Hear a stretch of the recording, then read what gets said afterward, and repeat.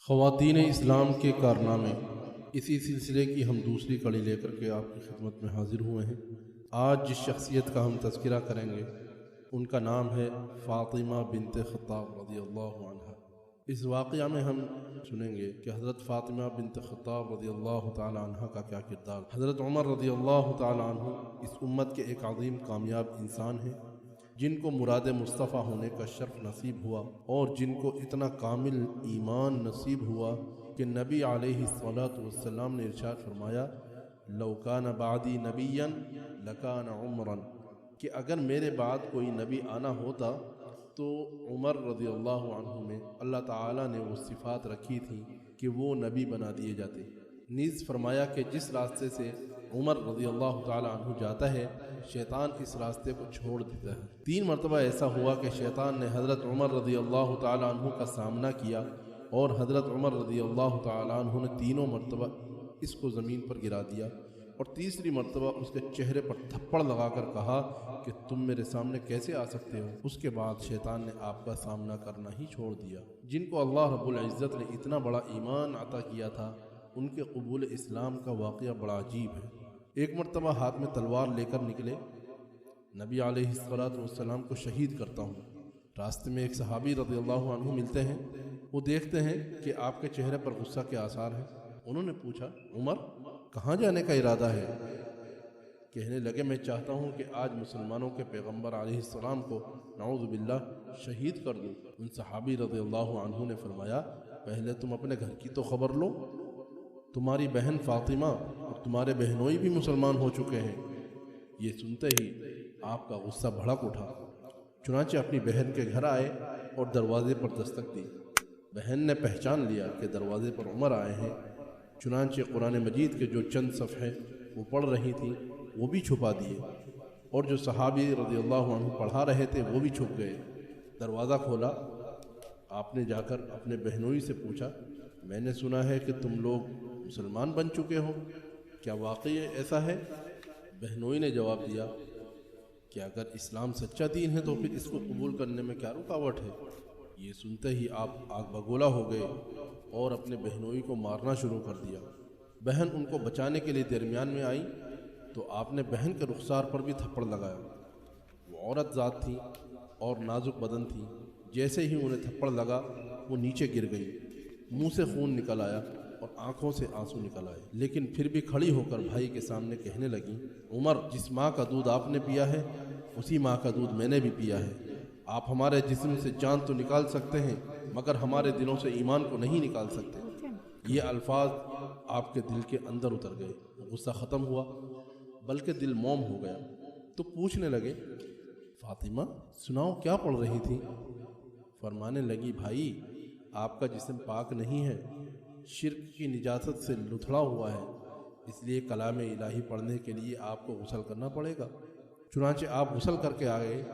اتنے میں وہ صحابی رضی اللہ عنہ بھی باہر آ گئے جو انہیں قرآن مجید پڑھا رہے تھے۔ انہوں نے سورت طٰہٰ کی ابتدائی آیتیں پڑھی، آپ سنتے رہے۔ جب یہ آیتیں پڑھی گئی اننی انا اللہ لا الہ الا انا فاعبدنی واقم الصلاة لذکری، ان آیات کی وجہ سے آپ کے دل میں ایک شعلہ اٹھا اور ان کا دل اسلام قبول کرنے کی طرف مائل ہو گیا اور فرمانے لگے اچھا مجھے بھی کلمہ پڑھا دو۔ وہ صحابی رضی اللہ عنہ کہنے لگے اللہ اکبر، میں نے نبی کریم صلی اللہ علیہ وسلم سے سنا ہے وہ آپ کے لیے اللہ کے حضور دعائیں فرما رہے تھے کہ اے اللہ عمر بن خطاب یا عمر ابن حشام میں سے کسی ایک کے ذریعے اسلام کو عزت فرما، آؤ میں تمہیں اللہ کے محبوب صلی اللہ علیہ وسلم کے پاس لے چلتا ہوں۔ حضور اکرم صلی اللہ علیہ وسلم اس وقت دار ارقم میں صحابہ کرام رضی اللہ عنہ کے ساتھ موجود تھے۔ آپ اور وہ صحابی رضی اللہ عنہ دار ارقم پہنچے، اندر سے کنڈی لگی ہوئی تھی۔ انہوں نے دروازے پر دستک دی، کسی نے سوراخ میں دیکھا تو انہیں باہر حضرت عمر رضی اللہ عنہ کھڑے ہوئے نظر آئے اور ان کے ہاتھ میں تلوار تھی۔ ان صحابی رضی اللہ عنہ نے حضور اکرم صلی اللہ علیہ وسلم کی خدمت میں عرض کیا اے اللہ کے نبی صلی اللہ علیہ وسلم، باہر عمر بن خطاب کھڑے ہیں اور ان کے ہاتھ میں تلوار بھی ہے۔ محسوس ہوتا ہے کہ کوئی بدلی ہوئی حالت ہے۔ اس وقت حضرت حمزہ رضی اللہ عنہ آگے بڑھے اور فرمانے لگے کہ دروازہ کھول دو۔ اگر عمر ماننے کی نیت سے آیا ہے تو اس کا آنا مبارک ہو، اور اگر کسی دوسرے ارادے سے آیا ہے تو اسی کی تلوار سے اسی کی گردن اڑا کے رکھ دوں گا۔ چنانچہ دروازہ کھولا گیا۔ حضرت عمر رضی اللہ عنہ کے حالات بدلے ہوئے تھے، لہذا آ کر دو زانوں بیٹھ گئے اور کہنے لگے، اے اللہ کے محبوب صلی اللہ علیہ وسلم، کلمہ پڑھنے کے لیے آیا ہوں۔ صحابہ کرام رضی اللہ عنہم اجمعین نے اللہ اکبر کا نعرہ لگایا۔ محبوب صلی اللہ علیہ وسلم نے بھی خوشی کا اظہار فرمایا کہ اللہ تعالیٰ نے میری دعا قبول فرما لی۔ پھر اللہ کے محبوب صلی اللہ علیہ وسلم نے حضرت عمر رضی اللہ عنہ کو کلمہ پڑھا کر اپنا غلام بنا لیا۔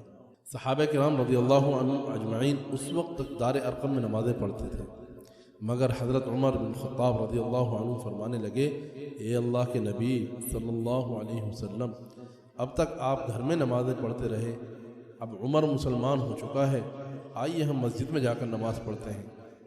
39ویں نمبر پر حضرت امیر حمزہ رضی اللہ عنہ مسلمان ہوئے تھے، جبکہ 40ویں نمبر پر حضرت عمر رضی اللہ عنہ مسلمان ہوئے۔ یہ 40 صحابہ کرام رضی اللہ عنہ اجمعین نبی علیہ الصلاۃ والتسلیم کے ہمراہ مسجد حرام میں حاضر ہوئے۔ وہاں پر حضرت عمر رضی اللہ عنہ نے اعلان فرمایا، اے کفار مکہ، تم اگر اپنی بیویوں کو بیوہ کروانا چاہتے ہو اور بچوں کو یتیم بنوانا چاہو تو آج عمر کے مقابلے میں آ جاؤ۔ سبحان اللہ، اللہ تعالیٰ نے اسلام کو عزت دی اور گھر کی بجائے مسجد میں عبادت شروع ہو گئی۔ اسلام کے اس عظیم سپوت کے پیچھے بھی آپ کو ایک عورت کا کردار بہن کی حیثیت سے نظر آئے۔